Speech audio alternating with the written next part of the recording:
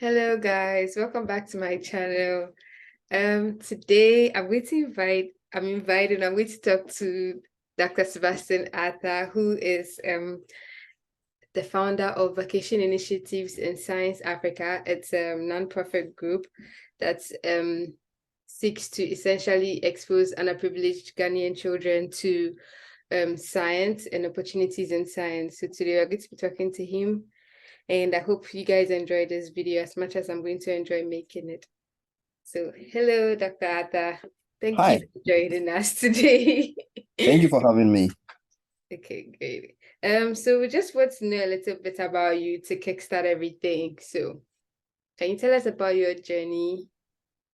Okay, so I'll just be brief on that. So basically, I started schooling. I like to start from the very low level because that is where the initiative of vacation initiatives in science come from.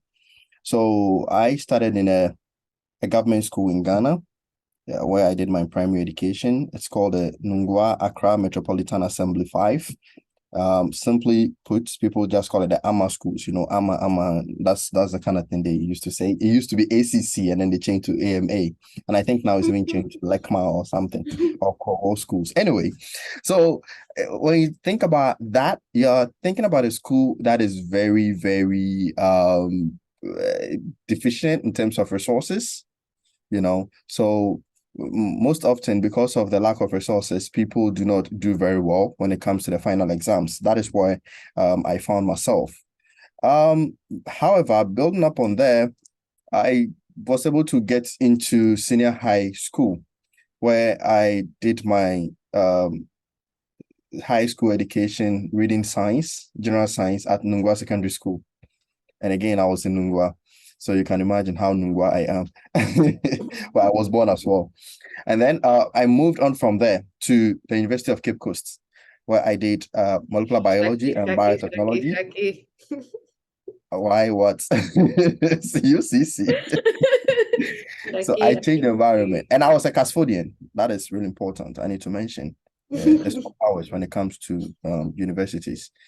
Okay, so UCC, I did my undergrad. Then I continued as a teaching assistant for my national service, the 1 year compulsory national service. Um, from my national service, between the national service and my master's, I had to go and teach. So I taught in a school called Queen's Court School, in Tema, Ajekojo precisely. So I was a science and math teacher for junior high school. And then upper primary. That's only class 6 anyway. At the time, they had only JHS 1. So I was teaching, and their syllabus was interesting. They were doing, so in Form 1, you do Form 2 stuff. So class 6, you were doing Form 1. So I was basically teaching junior high school subjects, or topics. And then I went on to do my master's in the US.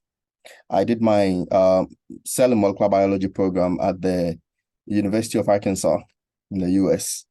And between that and also doing my PhD, again, I worked with a food processing company as a QA supervisor. The food company is called Research Fine Foods in North Carolina, Halifax. And then I went on to do my PhD at the University of Cambridge, where I did a PhD in pathology, human virology to be specific. And then from there, I did a postdoc at the University of North Carolina, Chapel Hill. That's my first postdoc. Oh, let me also add that I did a post doctoral scholarship at WACBIP, West Africa Center for that long name. So about infectious pathogens. Yeah, a very wonderful place in University of Ghana, a very nice institute, which I know you are familiar with. Very familiar. Yeah. So I was there briefly for a couple of months, and then I moved on to the US to do my first postdoc. And then I moved on again to do, and currently I'm doing another postdoc here at the University of Amsterdam Medical Center, again on viruses. So that's been my background so far. Okay, thank you. I think a vital question that I want to ask is, how did you make the decision to move from Nungua to UCC? And like in terms of the program of study you choose, what's informed your decision? So initially I wanted to do biomathematics, and I think at the time only University of Ghana had mounted the program. but no one wants to only take one program and one school, you know, when you're applying, because what if one doesn't work? You don't really have any authority over that. Mm. So when I chose that, I also chose UCC to do molecular biology. But at the time, you choose biological science first. Now, the reason why I chose molecular biology is that I initially wanted to do something related to forensics, and the closest subject you can find across the country was molecular biology. And it was only UCC at the time, per my knowledge, was doing molecular biology undergrad. So I chose UCC. So of course, I chose UDS to do applied sciences. It was one of the subjects I chose because I liked physics. I didn't really particularly think of going there because I knew that I was going to get either UCC or Legon. No, I'm only saying that because I don't want people to think UDS is not a good school. It's a great school. Oh, I went to UDS. I know it's. I mean, Yeah. I recommend it. Question for another day, but like, yeah, it's okay. No, but of course, I mean, the rigorous training is also part of education, right? Yeah, I know people complain about the weather, the education itself, like the trimester thingy.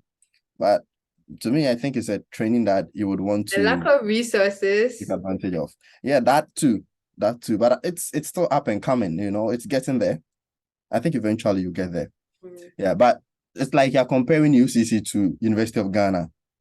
I mean, lack of resources, I'll take for lack of resources, I'll take Legon over UCC. You know, but I mean, with the training you get and all that, UCC is a very good school, you know. So I'm in good university. Yeah, so I was there. And then so what happened was, yes, the biomathematics at Legon, I was told that that program wasn't going to run anymore eventually.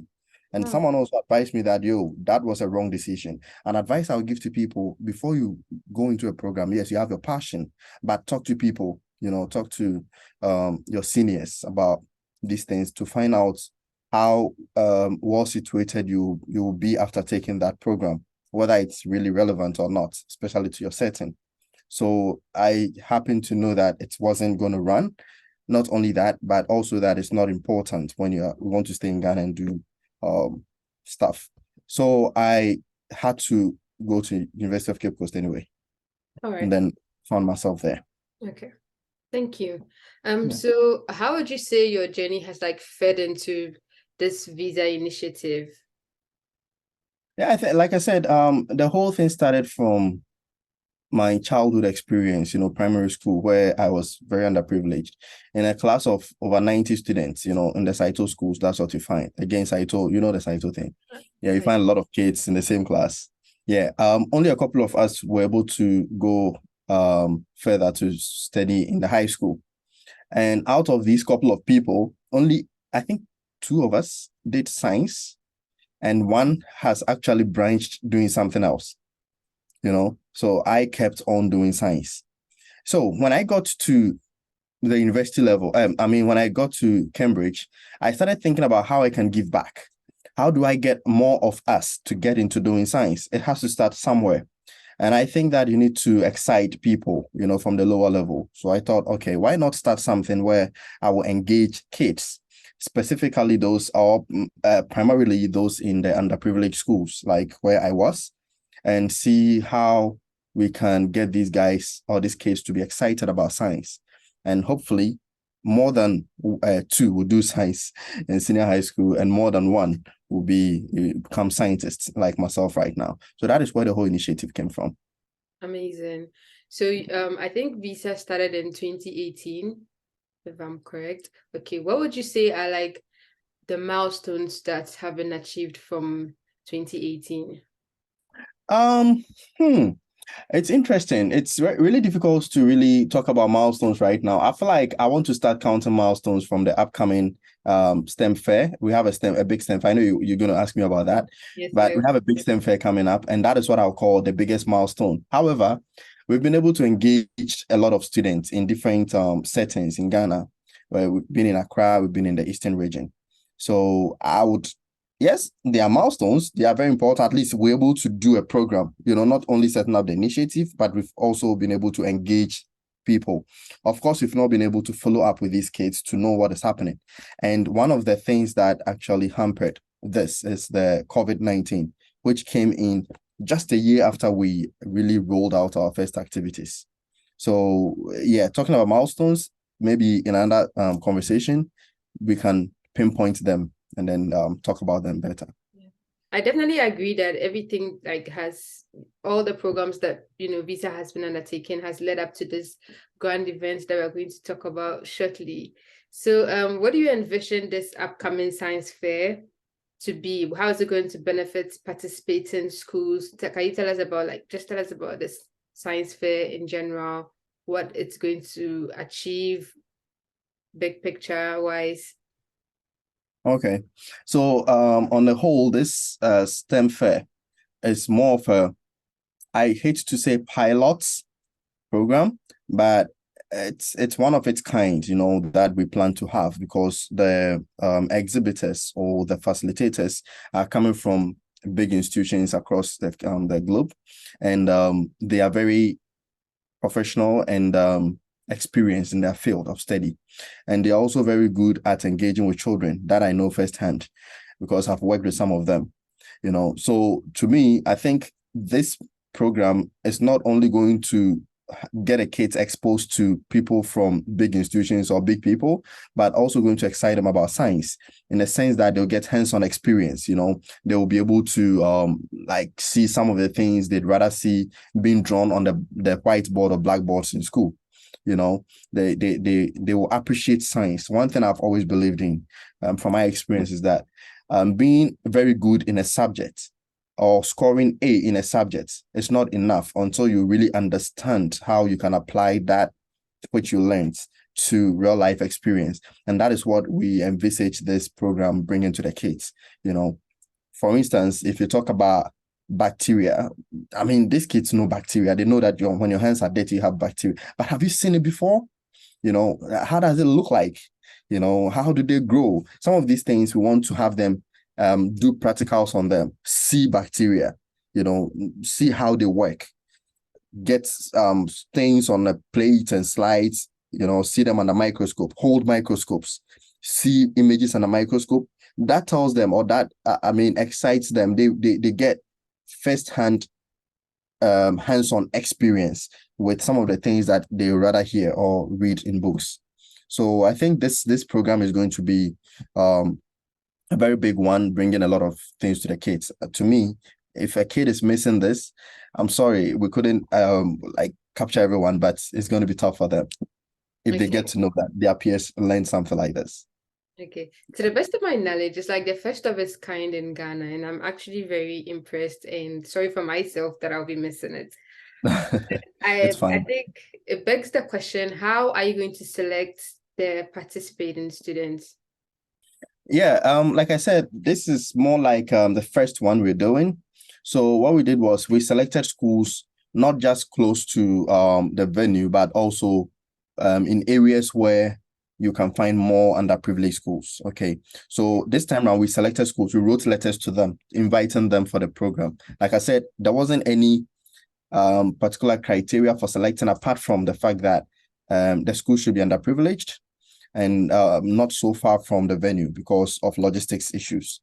Meanwhile, we have a couple of schools coming from Eastern region.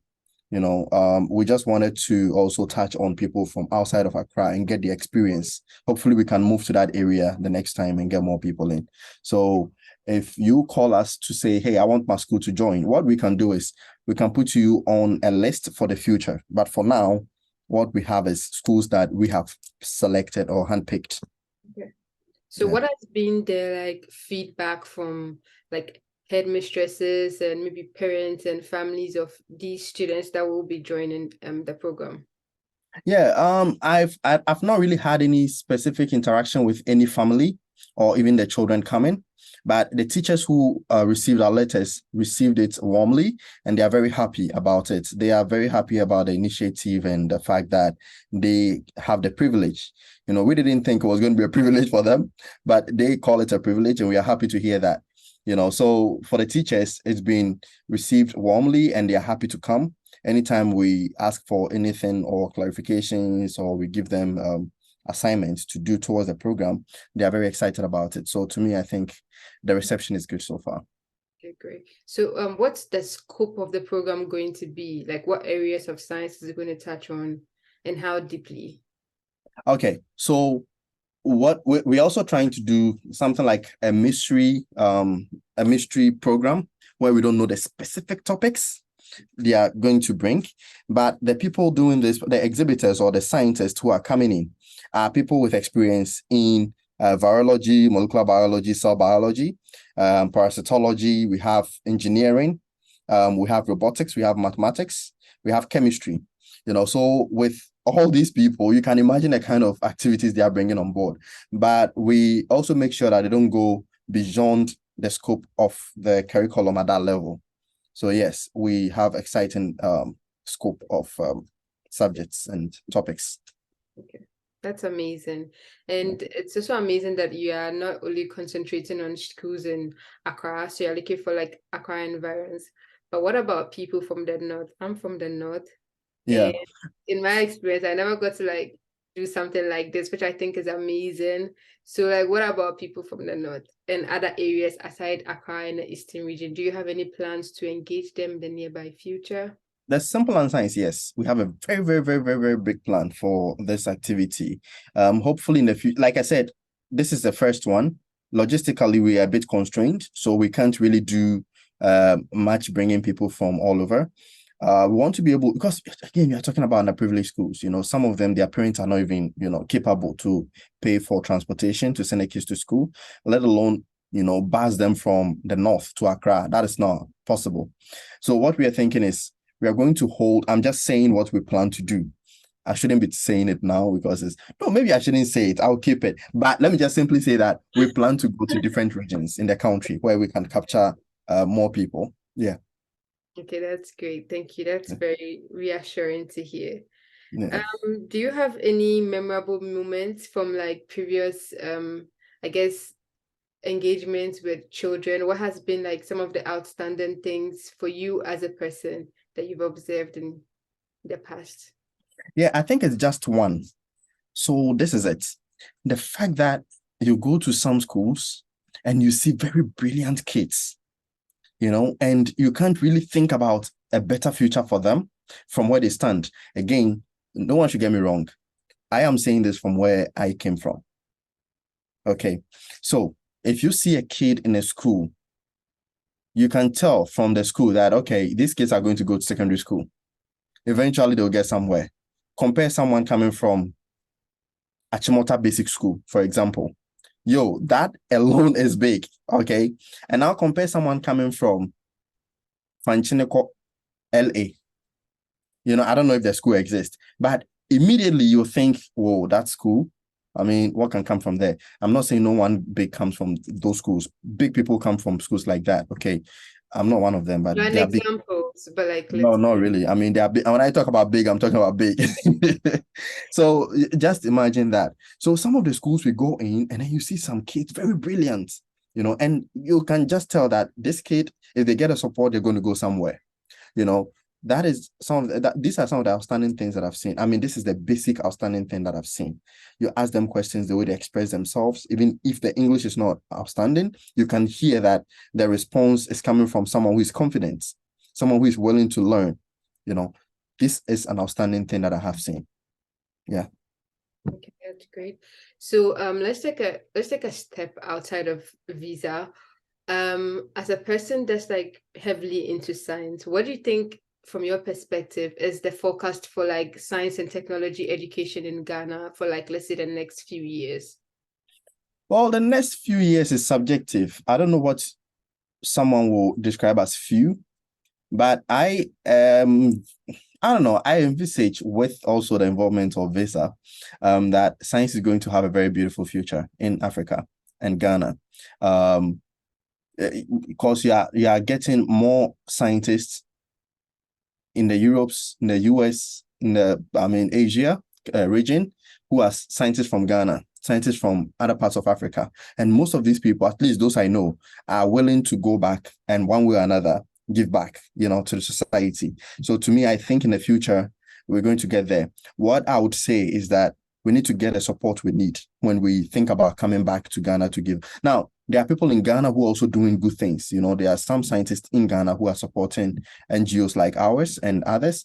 And to me, with all these things and the fact that currently there's been the rollout of STEM secondary schools or something like that. I think there's a STEM secondary school in Ghana. So that example is a big deal, and it shows how bright STEM, looks in Africa.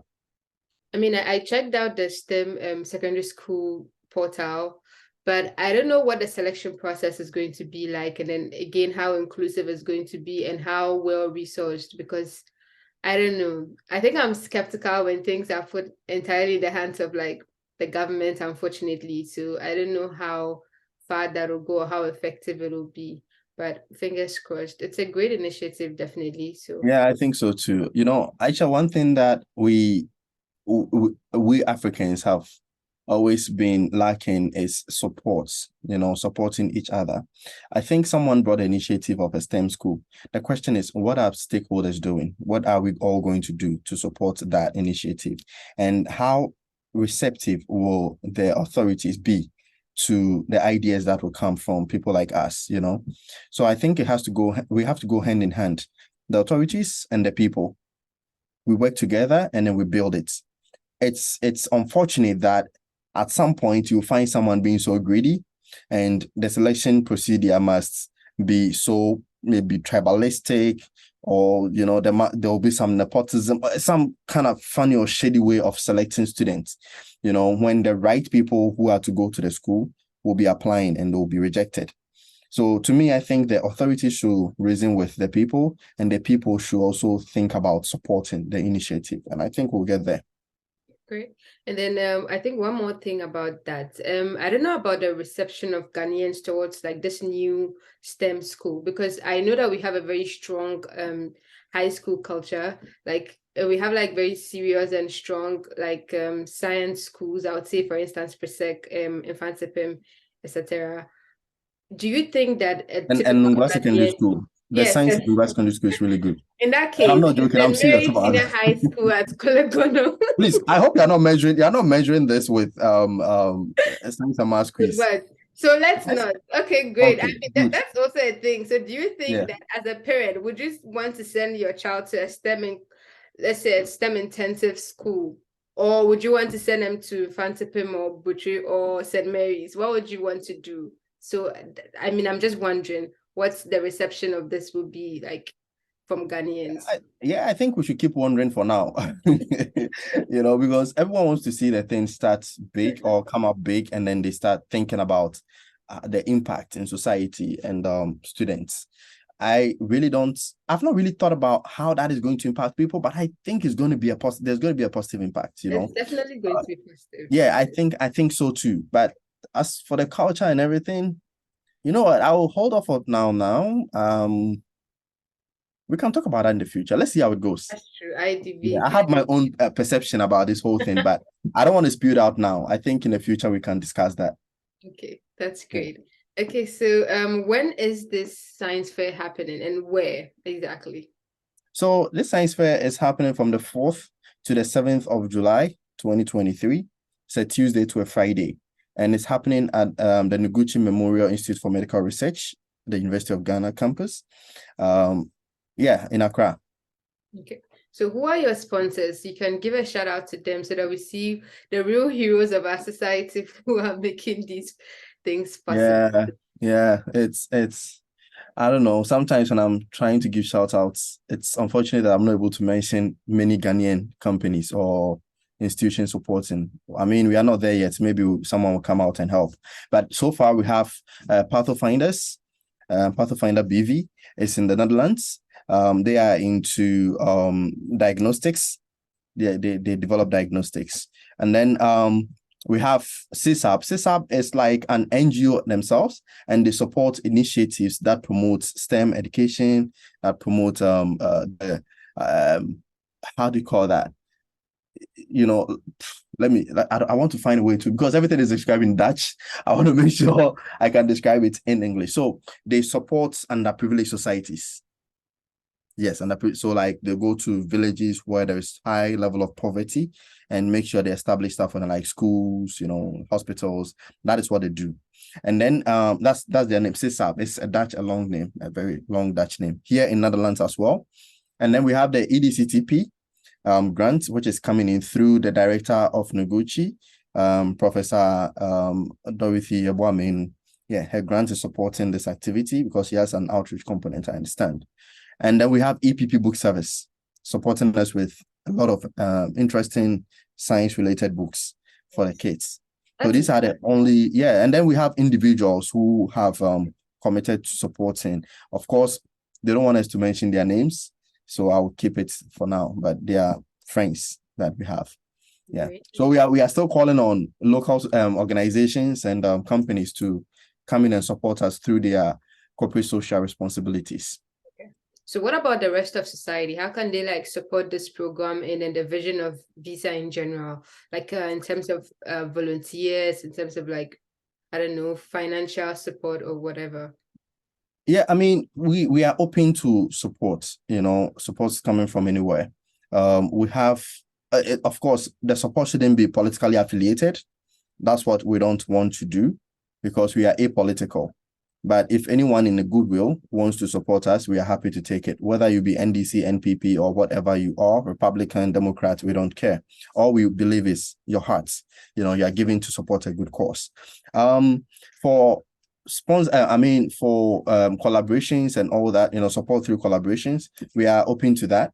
But for now, we have paused on taking partners and collaborators because it's a bit tricky when you're at this stage and you're taking more partners because people have their own intentions and way of doing things. Of course, we will definitely consider, but we're thinking that for now, if anyone has financial support and moral support, we'll take that. And then for volunteering, we put out a call for that, and we've had a lot of people who signed up. We've made selections and we have people who are going to support us. In the future, we will still do that. We'll put a call out there. If people want to support, they can do that. And if other NGOs want to come on board, we can still collaborate with them for the future, even because we have big one coming in the future. Nice. Yeah. That's wonderful. Okay, I think I'm all done with my questions. So thank you so much for sparing the time, Dr. Arthur. I think this is amazing, really. And I look forward to like all the other great things that Visa is going to do that I know and do not know. So thank you. Thank you very much. Have a wonderful day. You too.